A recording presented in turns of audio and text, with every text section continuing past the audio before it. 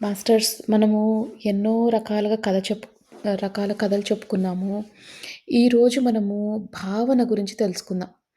అయితే చాలా సార్లు మన లైఫ్‌లో మనం అనుకుంటాం, మనం మంచి చేశాం కదా! మన మంచి ఎందుకు మనకింకా మంచినివ్వాలి గదా! మంచి పనులు చేస్తే వచ్చేది పుణ్యం. అంటే ఆ పుణ్యంకి మనకింకా మంచి రావాలి గదా! కానీ రాదు. ఒక్కొక్కసారి ఎంత మంచి చేసినా చిన్న చిన్న ఇబ్బందులొస్తుంటాయి. పెద్ద పెద్ద ఇబ్బందులొస్తుంటాయి. ఎందుకో అర్థం గాదు. ఒక్కసారి ఎళ్లి మీ కాన్షియన్స్ అంటే మీ భావనను తెలుసుకోండి. మీ భావన ప్యూర్‌గా ఉందా? అంటే సిన్సియర్‌గా ఉందా మీ భావన? లేదు నేను దానం జేశాను, నాకు పుణ్యమొస్తది అనుకోని బిజినెస్‌లాగా జేస్తే అదంత ఎఫెక్టివ్‌గా ఉండదు. అంత గ్రేట్‌గా రాదు మీకు రిజల్ట్స్. అలానే మీరు ఏ పని చేసినా ఒక బిజినెస్ మైండ్‌తో జేస్తే అంటే ఏంటి అంటే, మనం చేసేసాం. మనకెలాగో వచ్చేస్తుంది అనుకోని చేయడం కాదు. ఎప్పుడు కూడా మనము స్వచ్ఛ భావంతో అంటే మనసు ప్యూర్‌గా ఉండాలి. అండ్ మనము ఒకళ్ళకి హెల్ప్ చేస్తున్నప్పుడు ఏదో సుపీరియర్ ఫీలింగ్ మనకుండకూడదు. అబ్బా! నేను గొప్ప. నా దగ్గర బోలెడు డబ్బులున్నాయి. నేను ఇచ్చే స్టేజ్‌లో ఉన్నాను అన్నట్టు ఉండకూడదు.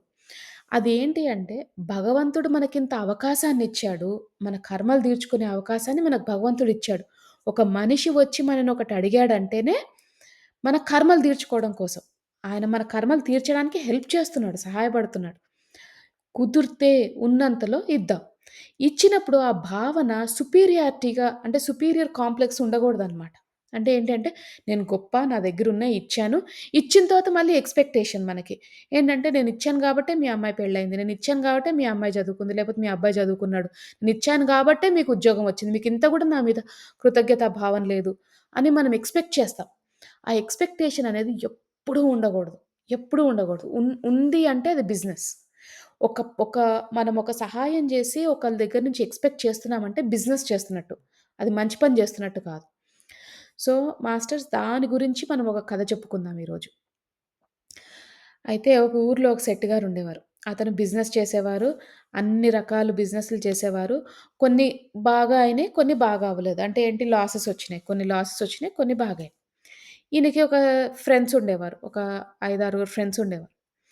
ఆ 5, 6 ఫ్రెండ్స్ ఏం చేశారంటే, ఇతని దగ్గర డబ్బులున్నాయని తెలుసు గదా! ఎందుకంటే బిజినెస్‌లు చేశారు. అన్నీ వర్కౌట్ అయితాయని తెలీదు. అన్నీ వర్క్ అవ్వవు అని కూడా తెలీదు. అయితే వాళ్ళేమన్నారొచ్చి, "నీ దగ్గర డబ్బులున్నాయి గదా! మనం బిజినెస్ పెడదాం." అంటే ఇతనన్నాడు, "లేదు ఇప్పటికే నేను చాలా పోగొట్టుకున్నాను. నా వల్ల అవ్వదు. ఆహ్, మీరేదైనా పెడితే నేను ఇన్వెస్ట్ చేస్తాను." అంటే, "లేదు లేదు. నువ్వు అనుకుంటావు నీకేం రాదని. నువ్వు ఇన్ని బిజినెసెస్ చేశావు గాబట్టి ఆహ్, నీకు చాలా విషయాలు తెలుసు. మాకంత అవగాహన లేదు. సో, అందుకని నువ్వు బిజినెస్ చెయ్యి. మేము సపోర్ట్ చేస్తాం నీకు. మేము చూసుకుంటాం. నువ్వేం చేయొద్దు. మేము చూసుకుంటాం. నువ్వు జస్ట్ డబ్బులు మాత్రం పెట్టు" అన్నాడు. ఇక ఈ ఫ్రెండ్స్‌నంటే కొంతమంది నమ్మేస్తారు ఫ్రెండ్స్‌ని అట్లా. ఎందుకు అనేది లేదు. వాళ్ళ మీద నమ్మకం అంతే. ఆ నమ్మకం ఉంది. ఫ్రెండ్స్ నాకు ఏమి చెడు చేయరు అన్న భావన అంతే. సో, ఆ ఫ్రెండ్స్‌ని నమ్ముకొని పెట్టేసాడు. ఇగ లాసొచ్చింది. లాసొచ్చి ఏమైంది? పెద్దిల్లు కాస్త చిన్నింటికి మూవ్ అవ్వాల్సొచ్చింది ఆ శెట్టి గారు. సో, మొత్తానికి డబ్బులు పోతున్నాయి. అర్థమవుతుంది. ఫ్రెండ్స్ మోసం జేస్తున్నారని అర్థమవుతుంది. ఇక్కడ, అక్కడ ఏదో తేడా చేస్తున్నారు. నేను అంత యాక్టివ్‌గా నేను వద్దు అంటే బిజినెస్ చేయించారు. ఇప్పుడేమో యాక్టివ్‌గా లేకపోతే నన్ను యాక్టివ్‌గా బిజినెస్ చెయ్యి, చెయ్యి అని చెప్పారు. వాళ్ళు ఏదో తేడా చేస్తున్నట్టు ఈయనకి అర్థమైంది. అంత ఇదిగా ఉండం గదా! మనకు అర్థమవుతుంటది పక్క మనిషి. కానీ ఏమి చేయలేని పరిస్థితది. సో, అయితే ఇంగా ఆహ్, అతని దగ్గర లాస్ట్ మిగిలిపోయినయి రూ. 16,000 ఆర్ 16,000 వరహాలనుకోండి. గోల్డ్ కాయిన్స్ 16,000 ఉన్నాయి మిగిలిపోయినాయి అతని దగ్గర. అయితే అన్నాడు, ఇంకా బిజినెస్ అంతా లాసెస్ అయిపోయినాయి. ఆళ్ళ ఫ్రెండ్స్‌కి ఎంత ఇవ్వాలో అంత ఇచ్చేసాడు. ఎవరెవరికైతే ఎంతెంత ఇవ్వాలో నువ్వు నాకు హెల్ప్ చేశావు అని ఇచ్చేసాడు. అంతా ఎక్కడికక్కడ బాకీలన్నీ తీర్చేసుకున్నాడు. తీర్చేసుకున్నాక ఏమైంది, ఈ 16,000 మిగిలిపోయినాయని ఒకరోజు ఐదుగురిలో ఒక ఫ్రెండ్‌నొచ్చి చెప్తాడనమాట. ఒక ఫ్రెండ్‌ని రమ్మంటాడు ఇంటికి. ఒక ఫ్రెండ్‌ని అంటాడు. రమ్మని అంటే అంటాడు, "నాకు నీ మీద నమ్మకం ఉంది. నా భార్య ఉంది గదా! నా భార్యకి అసలేమీ తెలీదు. చాలా తింగరది. అన్ని డబ్బులన్నీ పాడేసుకుంటది. తను ఉండలేదు. ఇప్పుడు నాకు చనిపోయే టైమొచ్చింది. అంటే ఏంటి నేను ముసలోడయిపోయాననే కదా నేను బిజినెస్ చేయనన్నాను. ఇప్పుడు నాకు చనిపోయే టైం దగ్గర పడుతుందని నాకనిపిస్తుంది. ఈ ఇంట్లో 2 గదులున్నాయి. 2 గదులు, ఒక వంటిల్లు. 2 గదుల్లో 16,000 గదా! 8,000, 8,000 కాయిన్స్ పెట్టాను. నాణాలు బెట్టాను. తవ్వితే లోపలుంటాయి భూమిలో. మా భార్యకి తెలీదు ఆ విషయం. మా భార్యకి తెలిసిందనుకో, ఆమేం జేస్తది, జస్టు నగలన్నీ నాణాలన్నీ వాడేసుకుంటది. తనకు తెలీదు. ఎవరో ఒకళ్ళకిచ్చేస్తది. తనకస్సలు ఏమి లోకజ్ఞానం లేదు. ఏమి తెలీదు. అందుకనే అవసరమొచ్చినప్పుడు నా భార్యకి నువ్వు హెల్ప్ చేయాలి. అంటే ఇక్కడున్నాయి, పలానా చోటున్నాయని చెప్పి తనకి హెల్ప్ చేయాలి అని ఒక్క ఫ్రెండ్‌ని అడుగుతాడు. నాకు నీ మీద నమ్మకం ఉంది గాబట్టి నీకు చెప్తున్నా అంటాడు. ఆ ఫ్రెండ్ వింటాడు. అనుకోకుండా ఏమైంది, ఇతని ఆరోగ్యం బాలేదని ఇంకో ఫ్రెండొస్తాడనమాట ఇతన్ని చూడ్డానికి. ఆ ఐదుగురిలో ఇంకో ఫ్రెండొస్తాడు చూడ్డానికి. చూడ్డానికొచ్చినప్పుడు బయటే నిలబడి ఈ ఇంకో ఫ్రెండున్నాడు గదా! ఇంకో ఫ్రెండ్‌తో చెప్తున్నాడు గదా! ఈ రెండో అతను గూడా వింటాడు ఆ మాట. ఆ మాటలు వింటాడు. అర్థమైంది. ఇంట్లో 16,000 వరహాలున్నాయి. 2 రూముల్లో 8,000, 8,000 ఉన్నాయి. ఈ ఇంట్లో మొత్తం ఈ ఇల్లు విలువ 16,000 అనమాట. ఇల్లు విలువ కాకుండా దీనికి 16,000 విలువ ఇల్లుది. ఎందుకంటే నాణాలున్నాయి గాబట్టి. అలానే టైమొచ్చింది. ఒక 6 నెలలు, ఏడాది పోయిన తర్వాత ఆ అబ్బాయి ఆయన చనిపోయాడు. ఉన్నప్పుడు ఏం చేయలేడు గదా! మరి ఫ్రెండ్ అని నమ్మకంతో అతనికి రీజన్ జెప్పాడు. ఉన్నప్పుడు అతన్ని చంపేసి తీసుకెళ్ళలేడు గదా! ఆళ్ళ ఫ్రెండు. అందుకనే అతను ఈ శెట్టి గారు చనిపోయేదాకా ఆగాడాయన ఫ్రెండ్. ఆగిన తర్వాత ఇంటికొచ్చి అన్నాడు. వాళ్ళ భార్య ఏడుస్తుంటది. ఇద్దరు చిన్న పిల్లలున్నారు. ఆళ్ళకి లేట్‌గా పుడతాడనమాట పిల్లలు. ఇద్దరు చిన్న పిల్లలున్నారు. వీళ్ళని ఎట్లా జేయాలో ఏమో తెలీదు. ఈయన ఏం బిజినెస్ చేశాడో గూడా నాకు తెలీదు. ఏమి చేశాడో నాకు తెలీదు. అసలు ఏది గూడా నాకు సంబంధం లేకుండా ఆయనే జూసుకున్నాడంతా. ఇప్పుడు ఎట్లా ఉండాలంటే అతనంటాడు ఆ ఫ్రెండ్ ఈ ఫ్రెండ్ ఎవరైతే ఫస్ట్ ఫ్రెండ్ ఎవరైతే రీజన్ జెప్పాడో అతను అంటాడు, "అమ్మ నువ్వేం జేస్తావు ఈ ఇల్లు రూ. 50కి అమ్మేసేయి. ఓకే. ఆ రూ. 50 తీసుకొని మీ తమ్ముడు ఊరికెళ్ళిపో. మీ పుట్టింటికెళ్ళిపో. అక్కడేముంది నీకు కొన్ని పొలాలేవో ఇవి ఉన్నాయి గదా! 1, 2 అవి ఆహ్, కౌలుకిచ్చేయి. ఇచ్చేస్తే నీకు బియ్యం, ధాన్యం వస్తది. మీ అన్నయ్యో, మీ తమ్ముడో ఉంటాడు గదా! మీ తమ్ముడు ఊరు ఎళ్తున్నావు గదా! మీ పుట్టింటికెళ్ళిపోతున్నావు గదా! అక్కడ ఇంకో చిన్న ఇల్లు కట్టేసుకొని అక్కడుండు. అక్కడ నీకు ఈ డబ్బులున్నాయి గదా! ఈ డబ్బులతోటి ఇంకేదైనా నీకు భూమిలో వస్తది గదా! కౌలుకిస్తే ఎంతో కొంత ఇస్తారు బియ్యం. నీకు పిల్లలకి తిండికి లోటుండదు అని సలహాలు జెప్తాడు. మొత్తానికి ఇల్లు రూ. 25కి అమ్మేయమని జెప్తున్నాడు. రూ. 25 16,000 వరహాలున్న ఇల్లు ఆ ఫ్రెండ్ ఏం జేస్తున్నాడు? రూ. 25కి అమ్ముదాము అని చెప్పాడన్ అమ్ము అని చెప్పాడు. సలహా ఇచ్చాడు. వాళ్ళ వాళ్ళ భార్యకి. శెట్టి గారి భార్యకి. అది ఆ మాట విని నేను ఆలోచించుకొని చెప్తానండి అనన్నా. ఆవిడ అనంగానే అందరూ పలకరించడానికొస్తారు గదా! ఈ రెండో ఫ్రెండ్ ఉన్నాడే ఎవరైతే విన్నాడో కిటికీ నుంచి విన్నాడు గదా! ఇట్లా ఈ ఇంట్లో 16,000 వరహాలున్నాయని విన్నాడు గదా! అతనొచ్చి అంటాడు, "ఏమ్మా ఏం చేద్దాం అనుకుంటున్నావు నువ్వు" అంటే, "ఇవాళ పొద్దున్నే ఆయనొచ్చాడండి. ఇంకో ఫ్రెండొచ్చాడు. రూ. 25కి ఇట్లా అమ్మమన్నాడు. ఏం చేయాలో తెలియట్లేదు" అంటే, "ఆయనేంటి ఇచ్చేది రూ. 25 నేను నీకు రూ. 1000 ఇస్తానన్నాడు. రూ. 25 నుంచి రూ. 1000 ఇస్తా అన్నాడు ఆ రెండో ఫ్రెండ్. ఈమెకు అర్థం కాలేదు. రెండో ఫ్రెండు రెండో ఫ్రెండ్‌ని ఎందుకు నాకు రూ. 1000 ఇస్తా అంటున్నాడు? ఏంటి రీజను? అని అతనేమనుకున్నాడంటే ఆహ్, సరే ఆవిడేమనుకుందంటే సరే రూ. 1000 ఇస్తా అంటున్నాడు కదా! సరేలే ఆహ్, చూద్దాము అని అనుకుంది. అనుకోంగానే నెక్స్ట్ డే ఆ ఫస్ట్ ఫ్రెండ్ ఉన్నాడు కదా! ఎవరైతే రూ. 25కి అమ్ముతాను అన్నాడో ఈమె ఆలోచించుకొని చెప్తాంది గదా! ఆయనొచ్చి అడుగుతాడు, "ఏమ్మా ఆలోచించుకున్నావా? అమ్మేస్తావా ఇల్లు?" అంటే, అమ్ముదాం అనుకున్నానండి గానీ, రెండో ఫ్రెండ్ ఉన్నాడు గదా! అతనొచ్చి రూ. 1000 ఇస్తా అన్నాడండి ఈ ఈ ఇంటికి. సో, ఆ రూ. 1000 మంచిదే గదా! అంటే ఆయనేంటి ఇచ్చి రూ. 1000 నేను 2000 ఇస్తానని ఇతనంటాడు ఫస్ట్ ఫ్రెండ్. ఎందుకంటే వాళ్ళకి తెలుసు ఈ ఇంట్లో 16,000 వరహాలున్నాయి. గోల్డ్ వరహాలు, బంగారపు వరహాలున్నాయి. సో, అది ఉన్నప్పుడు 2000 ఏముంది 16,000 గదా! ఈ 2000 ఒక్కొక్కటి 1000 అనుకున్నా గూడా 16,000ది ఉంది వర్త్ ఆ ఇంట్లో. 2000 అన్నారు. అట్లా ఈ ఫ్రెండ్స్ ఇద్దరు పోటాపోటీగా ఒకళ్ళు 3000 అంటే ఒకళ్ళు 4000 ఇట్లా ఒకళ్ళు వచ్చారు. మొత్తానికి ఇల్లు 10,000కి చేశారు. పెంచుకుంటూ పోయి 10,000కి చేశారు. 10,000 అయినా గూడా ఇంకా 6,000 లాభమే వాళ్ళకి. ఎందుకంటే ఇంట్లో ఎక్కడో తవ్వకాల్లో ఉన్నాయి 16,000. ఆహ్, తర్వాత 10,000 చేసుకున్న 6,000 లాభం. అయితే ఏమైంది, వాళ్ళిద్దరు ఫ్రెండ్స్ అనుకున్నారు, లేదు మనమిద్దరము ఒక పని చేద్దాం. ఇంట్లో 16,000 ఉన్నాయి. నేను 5,000 నీకు 5,000 నువ్వు 5,000 ఇవ్వు. ఇద్దరం కలిసి 10,000కి ఆ ఇల్లు కొనుక్కుందాం. ఇల్లు కొనుక్కున్న తర్వాత 16,000 ఉన్నాయి గదా! 8, 8 పంచేసుకుందాం. నీకు నీకు 8 నాకు 8 మనం 5 పెట్టాము, మనకి 8 అంతేనా? లాభం. ఇద్దరికీ లాభమొస్తుంది. నువ్వు వదులుకోవడం ఎందుకు? నేను వదులుకోవడం ఎందుకు? ఇట్లా పెంచుకుంటూ పోతే ఇది అయిపోద్దంటే, సరే ఆ ఫ్రెండ్స్ ఇద్దరు ఒప్పుకుంటారు. ఒప్పుకొని ఏం జేస్తారు, 10,000 వరహాలకి ఇద్దరు కలిపి 5 చెరో 5 ఇచ్చి, ఆ అమ్మాయికిచ్చి, ఆ శెట్టి గారి భార్యకిచ్చేసి ఇల్లు కొనుక్కుంటారు. ఇల్లు కొనుక్కున్న తర్వాత ఆ అమ్మాయి డబ్బులు తీసేసుకుంది. ఆ పొలాలేవో ఉంటే కౌలుకిచ్చేసింది. ఊరెళ్ళిపోయింది. వాళ్ళ తమ్ముడింటికెళ్ళిపోయింది. ఆ అమ్మాయికసలు ఏమి తెలీదు. ఇంట్లో ఏముంది తెలీదు. వాళ్ళ భర్త ఎక్కడెక్కడ దాచిపెట్టాడో అసలు ఏది తెలీదు. అయితే వీళ్ళిద్దరు ఏం జేశారు, ఇంక ఇల్లు రాంగానే చెరో రూమ్ పంచుకున్నారు. ఒక రూమ్‌లో 8,000 వరహాలున్నాయని చెప్పాడు గదా! శెట్టి గారు చనిపోయే ముందు. రూమ్ పంచుకున్నారు. ఇద్దరు రూమ్ పంచుకునేటప్పటికి ఈ రూమ్ నీది, ఈ రూమ్ నాది అని చెప్పేసి అనుకోని తవ్వడం మొదలెట్టారు. ఇప్పుడు ఆ ఇల్లు తవ్వాలి అంటే ఎంత లోతుకుందో తెలీదు. ఎక్కడుందో తెలీదు. రూమ్‌లో ఉందని చెప్పాడు అంతే గాని ఎక్కడుందో తెలీదు. తవ్వడం మొదలెట్టంగానే అలసిపోయారు. ఎందుకంటే బయట వాళ్ళని పిలవలేరు. తవ్వాలి అనుకున్నప్పుడు ఇప్పుడు ఎవరినైనా కూలి వాళ్ళని పిలిచారనుకోండి తవ్వడానికి, వాళ్ళకి వరహాలు కనిపిస్తే మరి వాళ్ళకివ్వాల్సొస్తది గదా! ఆశ అంతే.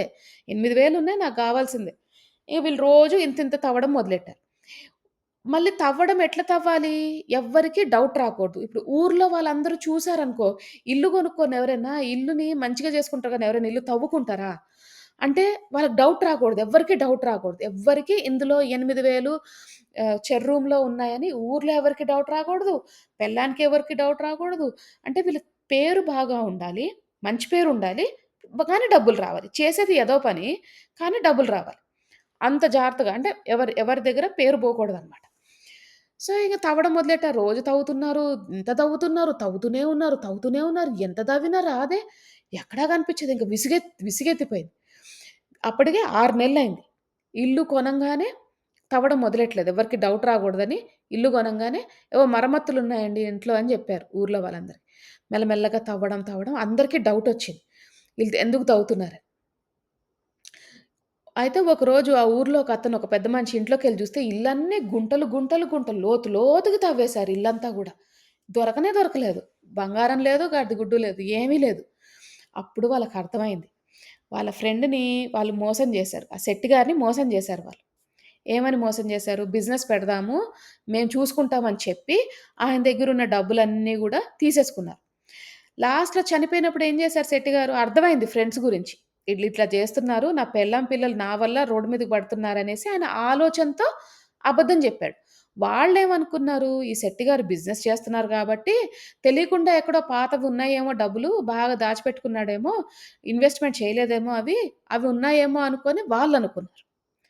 మొత్తానికేమైంది, ఇక్కడ ఈ కథలో ఎన్ని ట్విస్టులున్నాయో, అన్నిటికంటే ముఖ్యంగా ఎవరైతే ఫ్రెండ్సు ఈ సెట్ గారిని బిజినెస్ పెట్టమన్నారో, వాళ్ళ భావన క్లియర్‌గా లేదు. బిజినెస్ అంటే లాభాలు, నష్టాలు రావడం చాలా సహజం. ఓకే. లాభమొచ్చినప్పుడు లాభమొచ్చిందనుకోవాలి. నష్టమొచ్చినప్పుడు నష్టమొచ్చిందనుకోవాలి.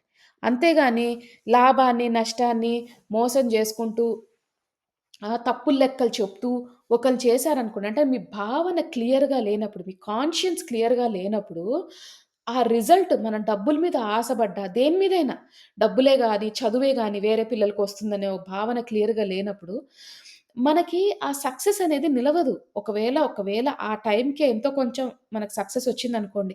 బిజినెస్ ఒకళ్ళని మోసం చేశాం. బిజినెస్ పెట్టుకున్నాం. మన బిజినెస్‌లో కొంచెం లాభం వచ్చింది ఆ టైంకి. కానీ అది ఎక్కువ రోజులు నిలవదు. ఎందుకంటే మన భావన క్లియర్‌గా లేదు. ఎప్పుడు గూడా గుర్తుంచుకోండి. ప్రతి చోట, ప్రతి పనిలో మీరు వర్క్ చేస్తున్నప్పుడు గూడా మీ భావన క్లియర్‌గా లేదన్నప్పుడు అంటే చాలా మందిని జూస్తాం. జాబ్ చేస్తుంటారు. ఆ జాబ్‌నే తిడుతుంటారు. దిక్కుమాలిన జాబ్ ఇది. ఈ జాబ్‌లో ఇరుక్కున్నాను అని. అంత ఇష్టం లేకపోతే వేరే జాబ్ మార్చొచ్చుగా. వేరే జాబ్‌కెళ్ళొచ్చుగా. వెళ్లరు. ఎందుకంటే వాళ్ళకి తెలుసు వేరే జాబ్‌కెళ్తే అంత ఈజీగా రాదని. అక్కడ మాత్రం మంచి మేనేజర్‌లుంటారని వాళ్ళకి నమ్మకం లేదు. అందుకని ఇక్కడే జాబ్‌లో ఉంటారు. తిడుతూ ఉంటారు ఆ జాబ్‌ని. అంటే ఏంటిది భావన క్లియర్‌గా లేదు. నువ్వు అట్లా తిడుతూ ఉంటే నెగెటివ్ ఎనర్జీ ఉన్నప్పుడు నువ్వు ఆ వర్క్‌ని ఎట్లా చేయగలుగుతావు? ఎట్లా ప్రూవ్ చేసుకోగలుగుతావు ఆ ప్లేస్‌లో? ఎప్పుడు అంత ఎదగగలుగుతావు ఆ ప్లేస్‌లో? ఎదగలేవు. ఈ కథలో గూడా అంతే. ఈళ్ళ ఫ్రెండ్స్ భావన క్లియర్‌గా లేదు. ఈయన ఫ్రెండ్స్ అని నమ్మాడు. వాళ్ళ భావన క్లియర్‌గా లేదు. ఏమైంది? ఏదో ఒక విధంగా ఆ డబ్బు పోతది. వాళ్ళ దగ్గర ఉండదు. అందుకనే మన లైఫ్‌లో గూడా ఎన్నో సార్లు మనకి ఇదొస్తది.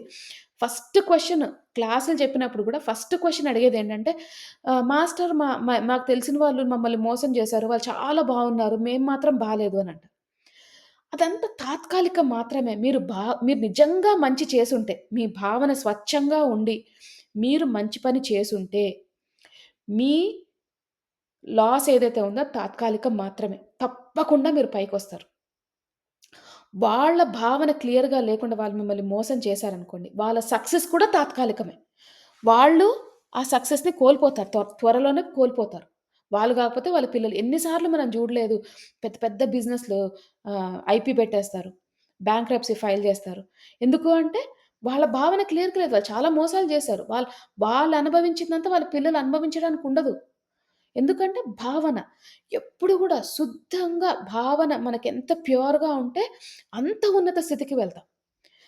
హనుమంతుడి భావన చాలా క్లియర్‌గా ఉంటది. ఆయన కాన్షియస్ అసలు ఏమీ ఉండదు. ఎంతమంది రాముడి గురించి తప్పుగా చెప్పుకున్న వాళ్ళున్నారు, మంచిగా చెప్పుకున్న వాళ్ళున్నారు. కానీ హనుమంతుడు ఎందుకు గొప్పవాడయ్యాడు? ఎందుకంటే అతని భావన స్వచ్ఛంగా ఉంది గాబట్టి. ఒక్కరోజు కూడా ఆయనకి అనుమానం గాని, నా రాముడి మీద చెడు మాట అనడం గాని, ఎంత ఈజీ మనకి ఒక మనిషి గురించి ఇప్పుడు నేనొచ్చి చెప్పాననుకోండి, ఒక మాస్టర్ గురించి నేను చెడ్డగా చెప్పాననుకోండి, ఎంత ఈజీ మనం నమ్మేయడానికి ఓహ్! అవునా! వాళ్ళట్లా జేశారా? ఆ మాస్టర్ అట్లా జేశారా? నేను ముందే అనుకున్నానులే. వాళ్ళని జూసి నేను ఇట్లాంటి పనులు జేస్తారనుకున్నానులే అని ఎంత ఈజీగా అనేస్తాం ఆ మాట. అంటే ఏంటి? మన కాన్షియన్స్ మన భావన క్లియర్‌గా లేదు. వాళ్ళు చేస్తే వాళ్ళు చేయనియండి. పర్లేదు. వాళ్ళ పని వాళ్ళ చేసిన కర్మని ఆ విశ్వం జూసుకుంటది. మనది గాదు. మన భావన క్లియర్‌గా ఉందా లేదా మనం మనం ఎప్పటికప్పుడు చెక్ చేసుకుంటూ ఉండాలి. ఎప్పటికప్పుడు క్వెషన్ వేసుకుంటూనే ఉండాలి. ఆ క్వెషన్ ఎలా ఉండాలంటే నేను చేస్తున్నాను ఒక పని. స్వచ్ఛమైన భావనతో చేస్తున్నానా లేదా? స్వచ్ఛ భావనతో చేయకపోతే అది బిజినెస్ అంతే. నేను నేను డబ్బులిచ్చాను. నాకు డబ్బులొస్తాయి. అనే ఉద్దేశంతో. నేను దానమిచ్చాను. నాకు దానమొస్తాయి. నేను సుపీరియర్. అబ్బో! మా దగ్గర చాలా డబ్బులున్నాయి. నేను దానాలిస్తుంటా చాలా. ఎవడికి కావాలి నీ దగ్గర డబ్బులుంటే? దానమిచ్చేది శుద్ధమైన మనసుతో ఇవ్వాలి. కానీ మనం అట్లా చెయ్యం. చాలా సార్లు నేను గూడా అట్లాంటి తప్పులు చాలా చేసుంటా. అమ్మో! చేస్తే నాకు కర్మలు ఎంత తొందర తీరిపోతాయేమో అని ఆశ. లేదు. భగవంతుడు ఆ రోజు ఒక మనిషి భావన, బాధని మనం అంటే ఎరుకలో ఉండాలి. అరే! వీళ్ళింత బాధపడుతున్నారే! నాకు తోచింది సహాయం చేస్తాను. ఏం ఎక్స్‌పెక్ట్ చేయను అనే భావన మనలో ఎప్పుడైతే కలుగుతుందో, అప్పుడు మాత్రమే మనం ఉన్నత స్థితికి వెళ్తాం. అప్పటిదాకా మనం బిజినెస్ చేసుకుంటూ ఉన్నాం. రూపాయి పెడితే రూపాయిన్నర వస్తది అంతే. మనకి రూపాయి పెడితే వెలకట్టలేని ఉన్నత స్థితికెళ్ళాలి అనుకుంటే, ఉన్నత స్థితి అనేది వెలకట్టలేనిది. దానికి ఏ డబ్బులు గాని, ఏ భౌతికంలో ఉన్న ఏది కూడా వెలకట్టలేవు వాటికి. అలాంటి స్థితికి వెళ్ళాలంటే మన భావన స్వచ్ఛంగా ఉండాలి. అందుకనే రాముడు దగ్గర సుగ్రీవుడు, వాలి వాళ్ళందరూ ఉన్నా గూడా హనుమంతుడికి మాత్రమే ఎందుకు అందరూ దేవుడిలాగా పూజిస్తారు? ఎందుకంటే ఆయన భావన స్వచ్ఛంగా ఉంది గాబట్టి. వాలి, సుగ్రీవుడు కూడా రామ, రామ, రామ అనుకున్నారు. కానీ ఏం జేశారు? ఒకళ్ళనొకళ్ళు తన్నుకొని చచ్చారు. ఒకళ్ళనొకళ్ళు కొట్టుకున్నారు.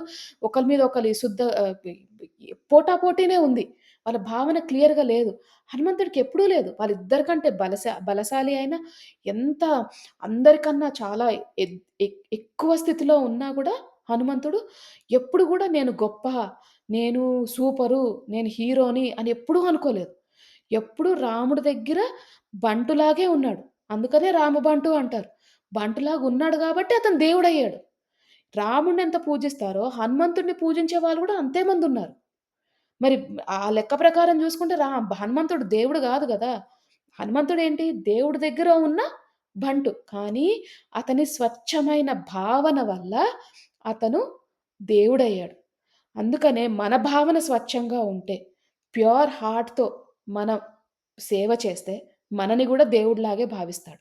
అందుకనే మనము మనలోని దేవుడిని గుర్తించాలి. అలానే మన చుట్టూ ఉన్న ప్రతి ఒక్క జీవిలో పరమాత్ముడున్నాడని గుర్తించాలి. పరమాత్ముడికి సేవ చేస్తున్నాం అనుకోవాలి గానీ, నేనేదో గొప్ప, నా దగ్గర ఇన్ని కోట్లున్నాయి అందుకనే నేను దానం జేస్తున్నాను. ఎన్నో కొంతమందొస్తారు టీవీలో మేము ఎన్నో దానాలు చేస్తామని. దానాలు చెయ్యండి. అది ఎవరి కోసం జేస్తున్నారు? మాకేమైనా వస్తదా? మీ మీ పుణ్యం కోసమే గదా! మరి అలాంటప్పుడు స్వచ్ఛంగా జేసుకోవచ్చు గదా! దాన్ని రాసిపెట్టి ఒక్క దానం చేసినా గూడా వీడియో తీస్తారు. లేకపోతే గుడికి దానం చేసినా గుడి మీద పేరు రాయించుకుందాం అనుకుంటారు. మళ్ళీ పేరు రాయించకుండా ఏదైనా అక్కడ గడిబిడైతే గొడవ పడతారు. నీకు దానం ఇచ్చాం గదండీ! 500 ఇచ్చాం, 1000 ఇచ్చాం. మా పేరు ఉండాల్సిందే గుడి మీద. మీరు నిజంగా గుడికి ఇస్తున్నారు. అంటే ఏంటి? ఒక ఊర్లో ఒక గుడి ఉందంటే అందరూ అక్కడికొస్తారు. ఆ గుడి అంటే అదొక మీటింగ్ పాయింట్ అందరికి. ఏంటంటే కలుసుకుంటారు. అది అంటే ఇప్పుడు కాలంలో గుడికి వేరే రీజన్స్‌తో వెళ్తున్నా, ఒకప్పుడేంటంటే అదొక పాయింట్. ఒక గుడిలో అందరూ వచ్చి కలిసేవారు. మంచి చెడ తెలుసుకునేవారు. ఒకళ్ళ విషయాలు ఒకళ్ళు తెలుసుకునేవారు. అట్లా ఉండేది. ఒక ప్లేస్ ఉండేది. పాజిటివ్ ఎనర్జీగా ఉండే ఒక ప్లేస్ ఉండేది. దానికి దానం ఇస్తున్నప్పుడు పేరు రాయించుకోవాలి, ప్లేట్లు పెట్టుకోవాలి, లైట్లు పెట్టుకోవాలి, నా పేరుతోటి ఇది చేయాలి అవన్నీ ఎందుకు? అవన్నీ స్వచ్ఛమైన భావంతో చేసినట్టు కాదు. ఎప్పుడైనా చేసినప్పుడు అసలు అంటే మన మన తృప్తి కొరకు మనం చేయాలి. మన భావన క్లియర్‌గా ఉండాలి. అది చాలా ముఖ్యం. సో, అది మాస్టర్స్ ఈరోజు కథ. అందరూ కథ విన్నారు గాబట్టి, ఇక మనము చక్కగా ధ్యానం చేసుకుందాము. అందరూ స్థిర సుఖాసనంలో కూర్చోండి. అంటే మీకు ఏ పొజిషన్ కంఫర్టబుల్‌గా అనిపిస్తే ఆ పొజిషన్‌లో కూర్చోండి. ఒకవేళ మీ ఆరోగ్య రీత్యా మీరు కూర్చోలేకపోతే పడుకొని కూడా ధ్యానం చెయ్యొచ్చు. కూర్చున్నప్పుడు మీరు వెన్నుముక్క స్ట్రెయిట్‌గా ఉండేటట్టు చూడండి. తల నిటారుగా పెట్టండి. వేలల్లో వేలు పెట్టుకోండి. కళ్ళు 2 మూసుకోండి. అలాగే పడుకొని ధ్యానం చేసేవారు కాలు మీద కాళ్ళు పెట్టుకొని, వేలల్లో వేలు పెట్టుకొని, కళ్ళు 2 మూసుకోండి.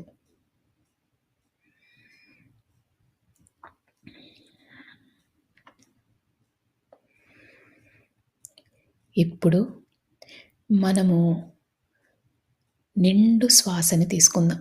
అంటే శ్వాస ఎంత నిండుగా ఉండాలంటే, మనం శ్వాస లోపలికి పీల్చుకుంటున్నప్పుడు, ఈ విశ్వంలోని సమస్త కాస్మిక్ ఎనర్జీ అంతా కూడా మీ శరీరంలోకి వెళ్తున్నట్టు భావించండి. ఈ విశ్వంలో ఎంతో మంచి పాజిటివ్ ఎనర్జీ ఉంది. అదంతా కూడా మనం స్వీకరిస్తున్నాం. మన శరీరాన్ని, మన మనసుని ఓపెన్ చేసి పెట్టుకున్నాం. ప్రతి ఒక్క కాస్మిక్ ఎనర్జీ గానీ, పాజిటివ్ ఎనర్జీ గానీ రిసీవ్ చేసుకునే స్థితిలోకి వెళ్ళబోతున్నాం. అందుకని చక్కగా ఒక్క నిండైన శ్వాస తీసుకోండి.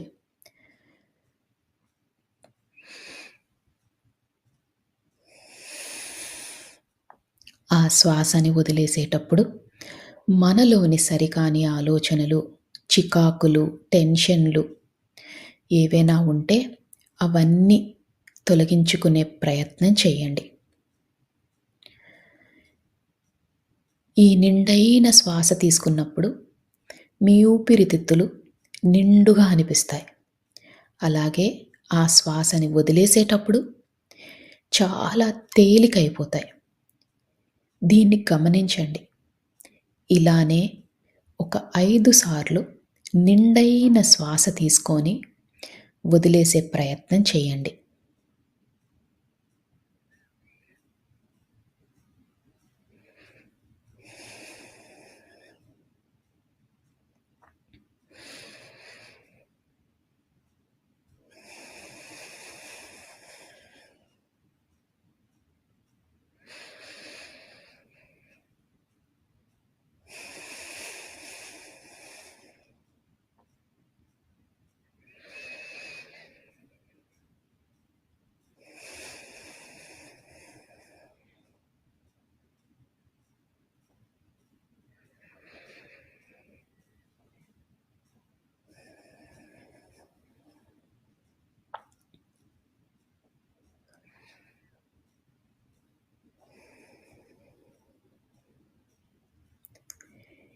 ఇప్పుడు మీ మనసు, శరీరం చాలా తేలికైనట్టు మీకు భావన కలుగుతుంది. మనమిప్పుడు శరీరంలో ప్రతి భాగాన్ని రిలాక్స్ చేసుకునే ప్రయత్నం చేద్దాం. అంటే ముందుగా సహస్రారం, తల భాగం, దాన్ని రిలాక్స్ చేసుకునే ప్రయత్నం చేద్దాం. అలానే ముఖము, చెవులు, భుజాలు, చేతులు, చేతి వ్రేళ్ళు, పొట్ట, నడుము, కాళ్ళు, పాదాలు, కాలి వ్రేళ్ళు అన్నిటినీ రిలాక్స్ చేసుకోండి. రిలాక్స్ చేయడం అంటే మీరు కంఫర్టబుల్ పొజిషన్లో కూర్చున్నట్టు, అలానే తేలిగ్గా అయినట్టు మీకు అనిపిస్తే మీ శరీరం రిలాక్స్ అవుతున్నట్టు. బిగించి పట్టకండి. శరీరాన్ని చాలా లూజ్గా, రిలాక్స్డ్గా చేయండి.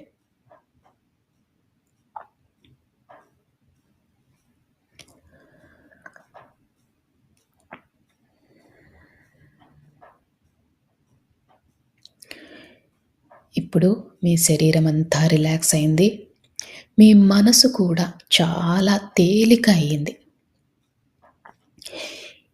ఇక అతి ముఖ్యమైన విషయం, మీరు ఎలాంటి సమస్యతో బాధపడుతున్నా, ఎలాంటి స్థితిలో ఉన్నా, ఇదంతా తాత్కాలికమని మాత్రమే గుర్తించండి. ఎందుకంటే ఏ సమస్యకైనా ఒక సమాధానం ఉంటుంది. దాని దొరికే ప్రయత్నమే, దాన్ని కనుక్కునే ప్రయత్నమే ఈరోజు మనం చేసే ఈ ధ్యానం. అందుకని శరీరం అంతా రిలాక్స్ చేస్తున్నాం, మనసుని రిలాక్స్ చేస్తున్నాం. ఎలాంటి పరిస్థితులైనా కూడా ఒక అరగంట పాటు మనం అది పక్కన పెడుతున్నాం, అంటే దాన్ని మర్చిపోయే ప్రయత్నం చేస్తున్నాం. మరి ఇది మర్చిపోవాలంటే మనకి ఆ భగవంతుని శక్తి కావాలి. మీ ఇష్టదైవమైన, ఎవరైనా మీ ఇష్టదైవం ఉంటే ఆ ఇష్టదైవాన్ని మనస్ఫూర్తిగా నమస్కరించుకోండి. అలానే ఒకవేళ మీ ఇష్టదైవం లేకపోయినా, భగవంతుడి పైన నమ్మకం లేకపోయినా, ఈ విశ్వంలోని ఉన్న కాస్మిక్ ఎనర్జీ, ఆ పాజిటివ్ ఎనర్జీ ఏదైతే మనల్ని నడిపిస్తుందో దాన్ని నమస్కరించుకొని, కృతజ్ఞతలు తెలియజేసుకొని మనతో పాటు ధ్యానం చేయడానికి ఆహ్వానించండి. మీ ఇష్టదైవాన్నైనా, ఈ పాజిటివ్ ఎనర్జీనైనా మనతో పాటు ధ్యానం చేసే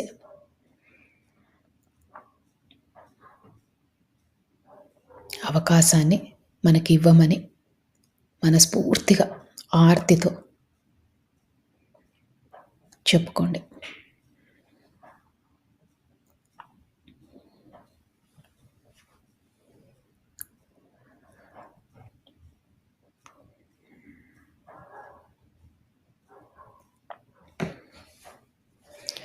మీ శరీరం అంతా తేలికైపోయింది. మీ మనసు కూడా చాలా తేలిగ్గా ఉంది. ఇక మనం ధ్యాన లోతుల్లోకి వెళ్దాం.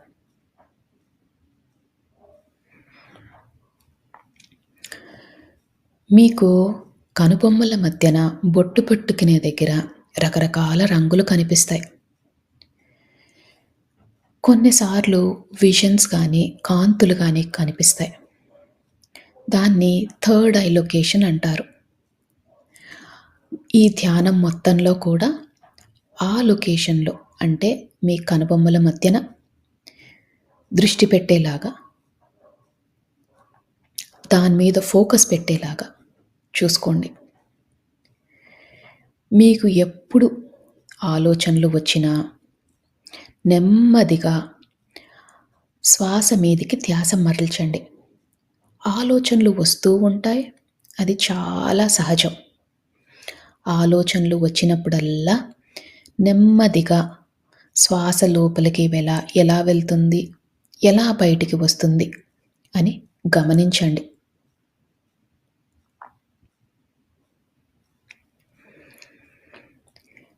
ఆలోచనలతో పోట్లాడొద్దు. నెమ్మదిగా శ్వాస మీదికి ధ్యాస మరల్చండి.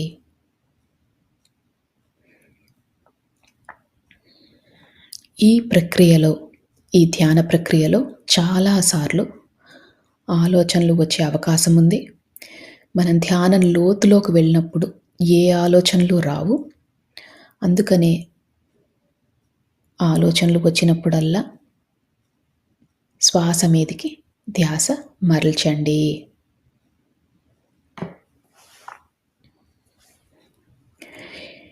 మనం ధ్యాన లోతుల్లోకి వెళ్ళబోతున్నాము. ఇక ఒక్క 3 సార్లు మళ్ళీ మంచి నిండైన శ్వాస తీసుకొని వదిలేయండి. శ్వాస తీసుకుంటున్నప్పుడు మీతో పాటు ఉన్న భగవంతుని శక్తి కూడా మీ దగ్గరికి వస్తున్నట్టు, అలానే ఈ విశ్వంలోని కాస్మిక్ ఎనర్జీ శక్తి అంతా కూడా మీ శరీరంలోకి వెళ్తున్నట్టు భావించండి.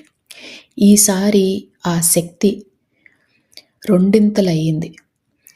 ఎంతో అద్భుతమైన ఈ శక్తిని మనం స్వీకరిస్తున్నాం. అందుకని శ్వాస లోపలికి వెళ్ళేటప్పుడు చక్కగా నిండుగా మీ ఊపిరితిత్తులన్నీ కూడా నిండుగా అయ్యేటట్టు భావించి ఆ శ్వాసని తీసుకొని మళ్ళీ వదిలేయండి.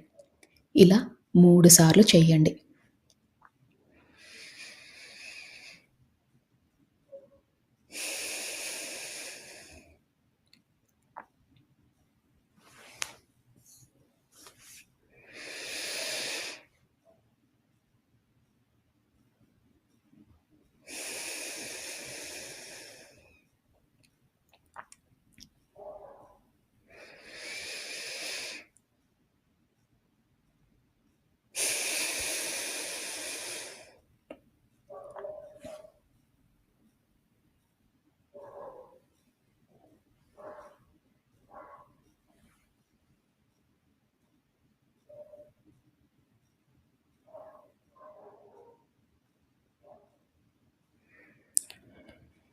ఇప్పుడు మీ శరీరము, మీ మనసు చాలా తేలికైపోయాయి. ఇంకా మీరు ధ్యాన లోతుల్లోకి వెళ్ళారు. అంటే మీ పక్క జరిగేవి ఏమీ వినిపించవు. నా మాటలు మాత్రమే వినిపిస్తున్నాయి. ఆ కనుబొమ్మల మధ్యన ఉన్న ఆ ప్రదేశాన్ని, అంటే థర్డ్ ఐ లొకేషన్‌ని బాగా ఫోకస్‌లో పెట్టండి. ఒక్కోసారి మీకు ఆ థర్డ్ ఐ లొకేషన్‌లో కొంచెం భారంగా అనిపించినా, నొప్పిగా అనిపించినా అది చాలా సహజం.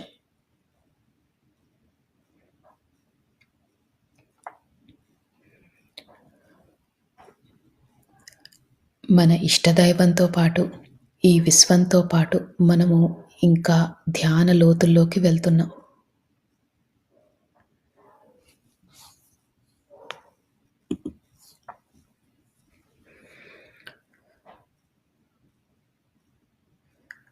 ఈ ధ్యాన లోతుల్లోకి వెళ్ళేటప్పుడు మీరు గమనించాల్సిన విషయం, మీ శరీరమంతా చాలా తేలికైపోయింది.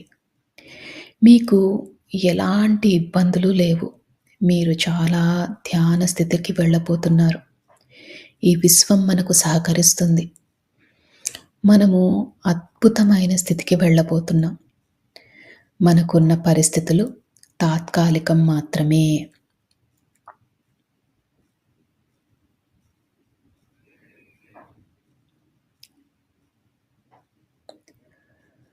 మనము ఈ జీవితానికి, ఈ విశ్వానికి, మన ప్రయాణానికి, ఈ జీవన ప్రయాణానికి కృతజ్ఞతలు తెలియజేసుకోవాలి. ఎందుకంటే ఎంతో అదృష్టం ఉంటే మనం ఈ ధ్యాన మార్గంలోకి వచ్చాము.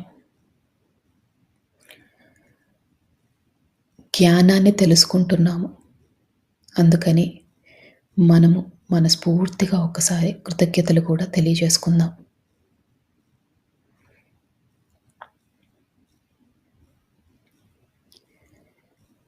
ఈ కృతజ్ఞతలు తెలియజేసినప్పుడు మీ శరీరం ఇంకా తేలికవుతుంది. ఎందుకంటే మీలోని సరికాని ఆలోచనలన్నీ తొలగిపోయాయి. మీరు ఎంతో రుణపడి ఉన్నారు ఈ అవకాశానికి, ఈ విశ్వానికి.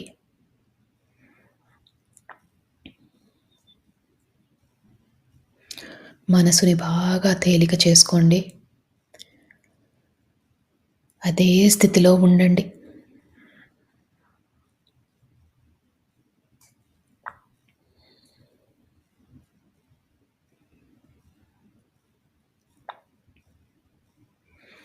ఆలోచనలు వస్తూ ఉంటాయి. ఆలోచనలు వచ్చినప్పుడల్లా కూడా నెమ్మదిగా శ్వాస మీదికి ధ్యాస మరల్చండి.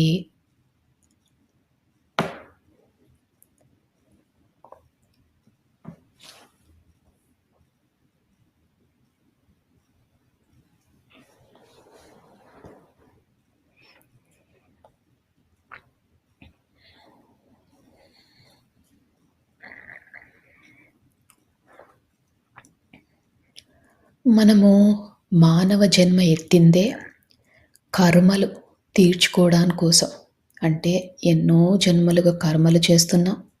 దాన్ని తొలగించుకునే ప్రయత్నం చేస్తున్నాం. ఈ కర్మలు తొలగిపోవాలంటే మనలో పరివర్తన చాలా ముఖ్యం. అలానే పశ్చాత్తాపం, ప్రాయచిత్తం కూడా చేసుకోవాలి.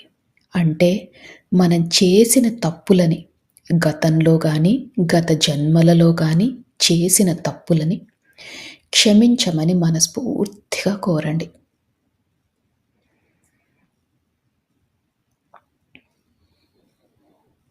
అలానే పరివర్తనలో ఉంటాము అని సహాయం కావాల్సిన వాళ్ళకి సహాయం చేస్తామని మనస్ఫూర్తిగా సంకల్పం చేసుకోండి.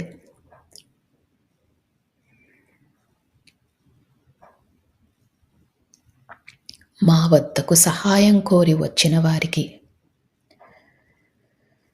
తప్పకుండా మాకు ఉన్నంతలో తోచినంత తప్పకుండా సహాయం చేస్తాము. మేము నేర్చుకుంటున్న ఈ ధ్యానాన్ని, జ్ఞానాన్ని పంచుతాము.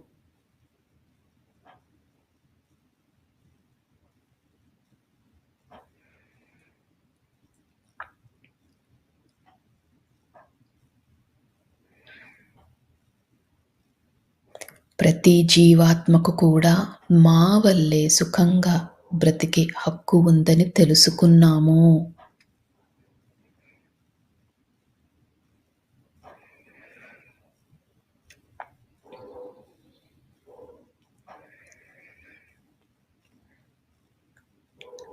ఈ విశ్వానికి, ఈ భూమాతకు కావాల్సిన సహాయం చేస్తాము.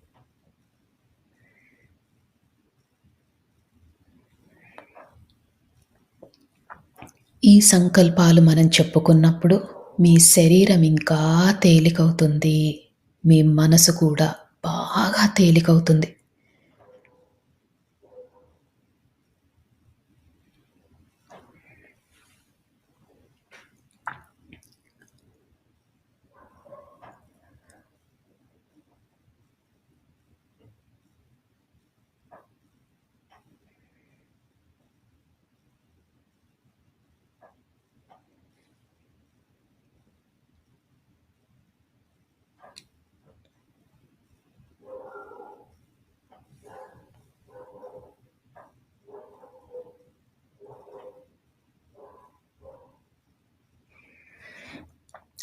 ఈ సంకల్పం చెప్పుకున్నప్పుడు మీ శరీరం చాలా తేలికైంది. ఇంకా లోతులోకి వెళ్ళే ప్రయత్నం చేయండి. మీ పక్కన ఏది జరుగుతున్నా మీకు పట్టించుకోవద్దు. నా మాటలు మాత్రమే మీకు వినిపిస్తున్నాయి. ఈ ధ్యాన లోతుల్లోకి మీరు వెళ్ళిపోయారు. ధ్యానంలో ఆ మహాదేవుడిని, ఆ పరమశివుడిని, ఆ జగన్మాతను, మీ ఇష్టదైవాన్ని, అలానే మీకు ఈ విశ్వం నుంచి కావాల్సిన సహకారం దొరకాలని మనస్ఫూర్తిగా కోరండి. ఇప్పుడు విశ్వంలోని సమస్త కాస్మిక్ ఎనర్జీ అంతా కూడా కాంతుల రూపంలో మన శరీరంలోకి వెళ్తున్నట్టు భావించండి. అద్భుతమైన కాంతులు, ఎటు చూసినా కాంతులే. ఈ కాంతులే మనకు సర్వం, ఈ కాంతులే మనకు దైవం, ఈ కాంతులే మనకు ఆరోగ్యం.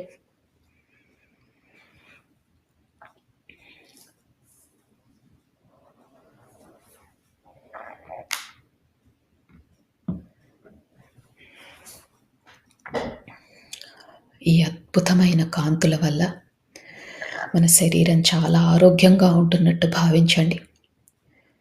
అలానే ఈ ధ్యానం చేసినందువల్ల మనలోని సరికాని ఆలోచనలు అన్నీ తొలగిపోతున్నట్టు భావించండి.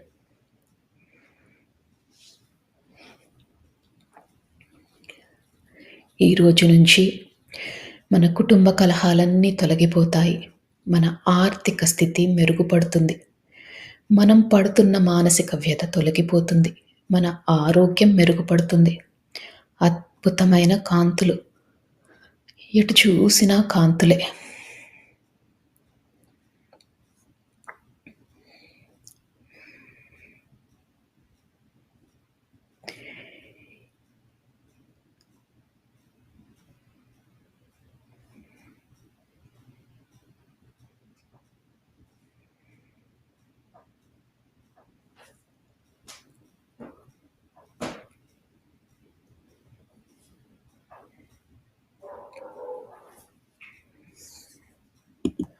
ఇంకా ఇంకా ధ్యాన లోతుల్లోకి వెళ్తున్నారు.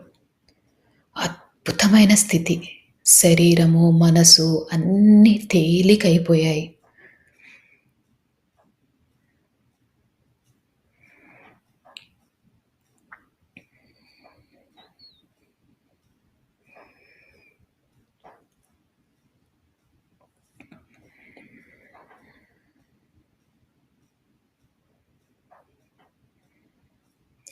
ఒకవేళ ఆలోచనలు వస్తుంటే, ఆలోచనలని వాటితో పోట్లాడకుండా నెమ్మదిగా శ్వాస మీదికి ధ్యాస మరల్చండి.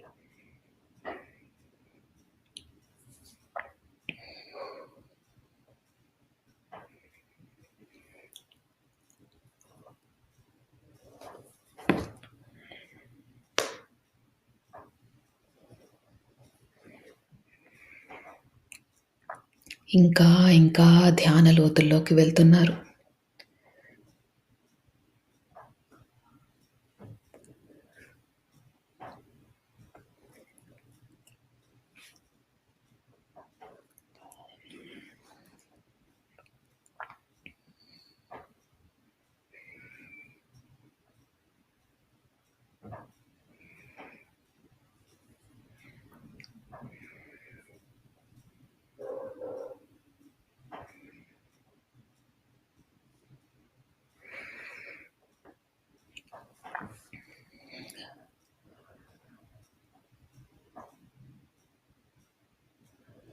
కనుబొమ్మల మధ్యన బొట్టు పెట్టుకునే దగ్గర మీకు రంగులు కనిపించినా, కాంతులు కనిపించినా, విజన్స్ కనిపించినా ఇంకా లోతుకు వెళ్ళండి.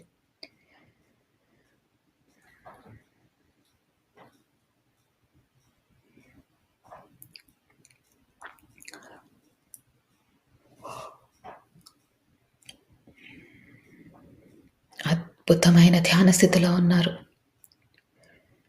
సంకల్పాలు చెప్పుకున్నాం.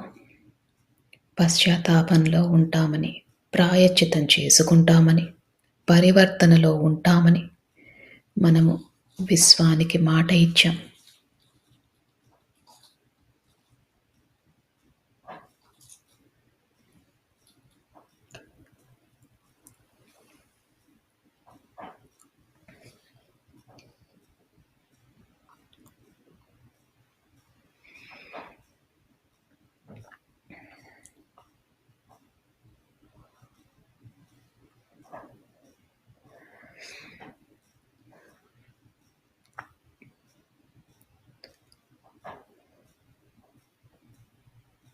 మీ శరీరాన్ని గమనించండి.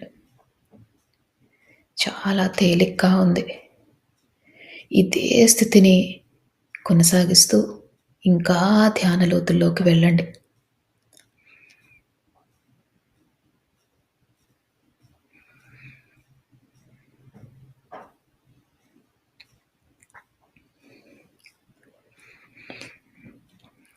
ఇప్పుడు మీరు ఈ జన్మలో ఎవరినైనా మీరు బాధ పెట్టి ఉంటే మనస్ఫూర్తిగా వాళ్ళకి క్షమాపణలు తెలియజేసుకోండి. అజ్ఞానంతో, అహంకారంతో వాళ్ళని బాధ పెట్టాము అని మనస్ఫూర్తిగా వాళ్ళని క్షమించమని కోరండి.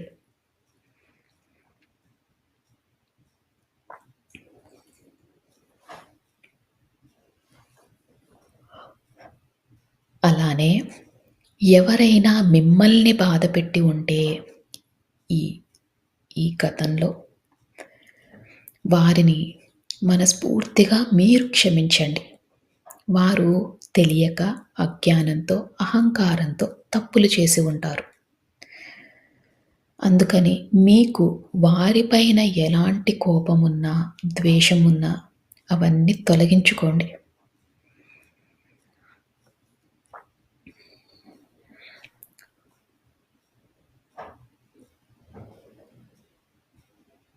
ఇలా చేసినప్పుడు మన మనసు శూన్యమవుతుంది. మనసు శూన్యమైనప్పుడే ఈ విశ్వంతో అనుసంధానం అవ్వగలం. మీ ఇష్ట దైవంతో అనుసంధానం అవ్వగలం. అందుకని ఎవరిపైనైనా కోపం గానీ, ద్వేషం గానీ ఉంటే అవన్నీ తొలగించుకోండి. శూన్య స్థితికి చేరుకోండి.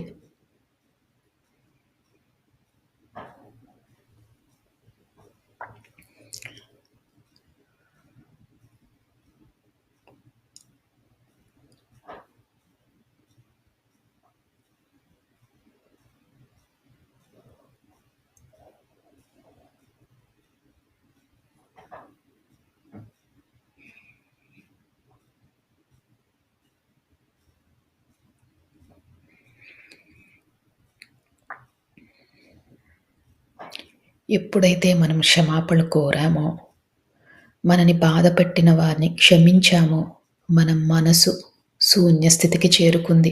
మీరు ఇంకా ధ్యాన లోతుల్లోకి వెళ్తున్నారు. ఆ విశ్వంతో అనుసంధానం అవుతున్నారు.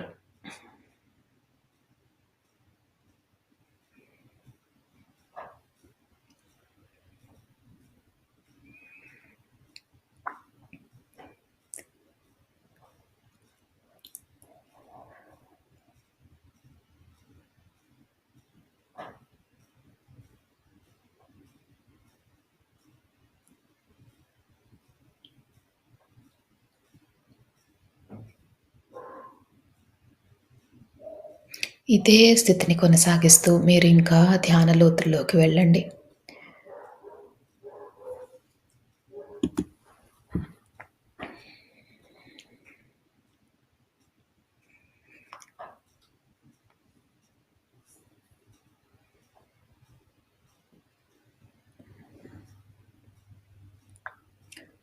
అద్భుతమైన ధ్యాన స్థితిలో ఉన్నారు. ఇదే స్థితిని కొనసాగిస్తూ మీరు ఇదే స్థితిలో ఉండొచ్చు. ఒకవేళ ఈ స్థితి నుంచి బయటికి రావాలనుకుంటే